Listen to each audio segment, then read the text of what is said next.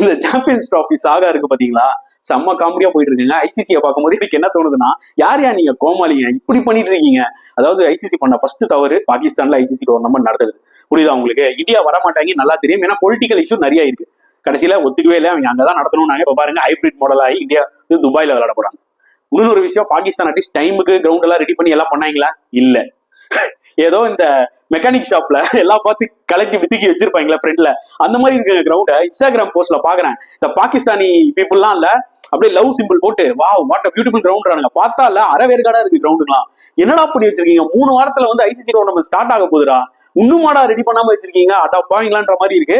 இது கண்டிப்பா ஐசிசிக்கு தேவை. ஓகேங்களா? நெக்ஸ்ட் முறை டெஃபினட்டா அவங்க பாகிஸ்தான்ல வந்து பாத்தீங்கன்னா நடத்த மாட்டாங்க. ஏன்னா ஆல்ரெடி T20 வேர்ல்ட் கப் யூஎஸ்ஏல பயங்கரமா கூதல் போச்சு, அங்க ஏகப்பட்ட விஷயங்கள் நடந்தது. ஓகே, இப்ப பாகிஸ்தானும் வந்து பாத்தீங்கன்னா கரெக்டான டைம்ல கிரவுண்ட் ரெடி பண்ணாதது ஐசிசிக்கு ஒரு மிகப்பெரிய அடி. இது எப்படி ஹேண்டில் பண்ண போறாங்க ஃபியூச்சர்லன்னு பார்க்கலாம்.